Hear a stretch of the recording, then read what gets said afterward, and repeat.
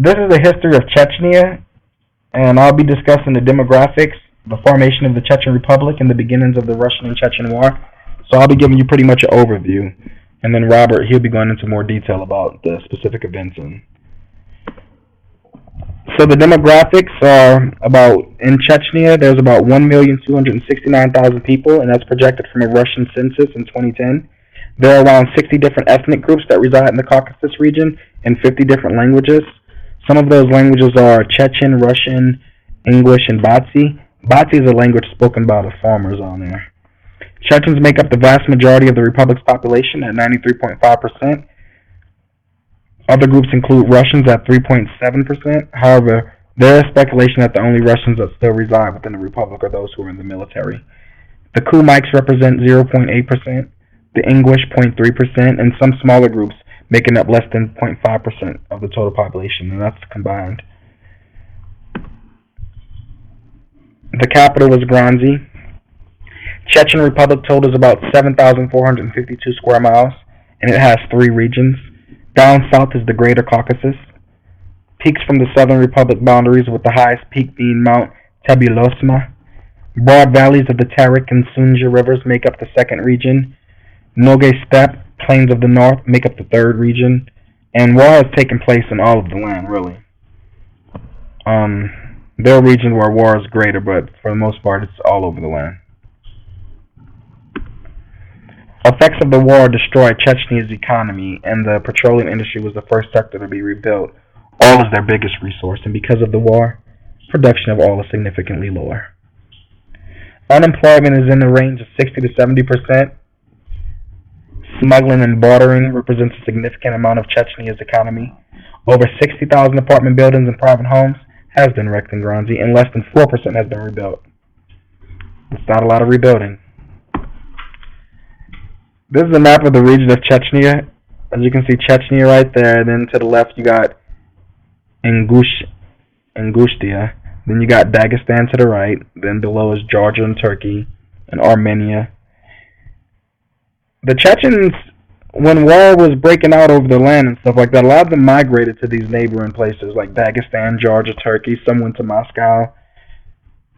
So, something to keep in mind. In November 1920, the Chechen Autonomous Region was formed by the Bolsheviks.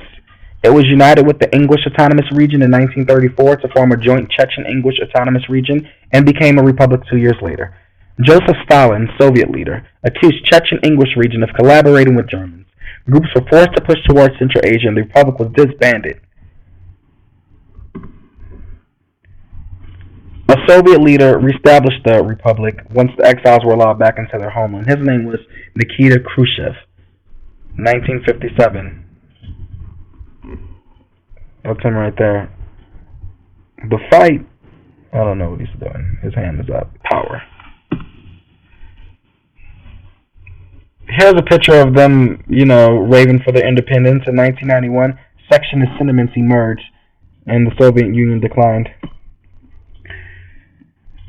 Zokhar Dudayev was a Chechen politician and a former Soviet Air Force general. He carried out missions to take over the local communist government in August of 1991. 2 months later, Dudayev was elected president of Chechnya. 1 month later, in November, he declared Chechnya's independence from Russia. So that's good times. Chechen and Ingushetia to split up into separate republics. Russian troops invaded Chechnya at the end of 1994 as a result of Chechen's independence. Because, the first war, it's really separated into 2 wars. In the first war, it was really a fight for their independence, and they got their independence. The Chechens' guerrilla resistance fought hard, but Russia managed to take over the capital city of Granzi. Dudayev was killed by Russian bombs, and the next year, Aslan Maskhadov was elected president. Aslan Maskhadov was a former guerrilla leader. So here's a little newspaper article I found about the death of a rebel leader. It was about Dudayev. The Chechen rebels mourned their fallen leader today and vowed to carry on the fight against Russian forces for independence for Chechnya. So even though he was gone, the fight was still on, and it probably fueled them more than ever. Russian troops invaded Chechnya. Around 100,000 people died in Chechnya around this time, and roughly 400,000 people fled their homes. This was the first war. Russian troops withdrew from Chechnya. They had their independence, but they returned in 1999. This is the start of the Second War. Russians accused Chechen militia of terrorism. So this guy, Prime Minister Vladimir Putin, he's the president of Russia right now. He's currently the president, and back then he was the prime minister. But a lot of people was pointing the finger at him for the bombings that killed many Russian civilians. But I think that he did that, to have a reason to go back in Chechnya and regain control of the area. In 2002, Chechens took over a theater in Moscow and held close to 700 people hostage. This event forced Russians to become more aggressive in Chechnya. Chechen voters approved a new constitution in 2003. It delegated more power to Chechen government, but the republic remained in the federation. The following year, bombings from the Chechen killed Russian leaders. In turn, the Russians killed several leaders in Chechnya. This type of back-and-forth fighting went on for years, and finally the Russian president withdrew his troops out of Chechen Republic. However, outbreaks of violence continue to occur. So even though the war is not still really, really active, it is still, a lot of things happening right now. There's still a lot of outbreaks happening, outbreaks of violence happening and everything. So summing up the history. It began as the Soviet Union was breaking apart in 1991. The Muslims of the region wanted the same independence that the Baltic and Eastern European Soviet states had. With a long history of conflict between Russian and Muslim nations, Moscow refused to release Chechnya and neighboring Ingushetia, resulted in fight for independence. Chechnya gained independence. That was the first war. Russia left. Russia re-entered Chechen territory. Started the second war. Russian reasons for trying to stay in control was reinforced by accusations of terrorism by Chechenya's militia. Russia regained control. So there's two incidents that really stand out. There was a raid on a Moscow theater. Around 130 hostages died, most of them by Russian security trying to stop Chechen militia. They tried to use a gas on them to, disable the Chechen militia, and that gas ended up killing a lot of hostages. So those hostages died at the hands of their own security.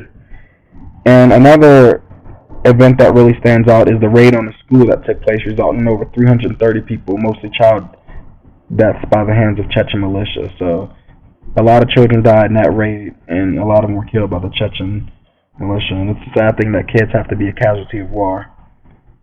And not only a casualty of war, but they get, pulled into war at a young age to be, rebels or, the opposing side. It's a sad thing. Here are some of the references I use. Actually, all of the references I use to get the information for the history and stuff.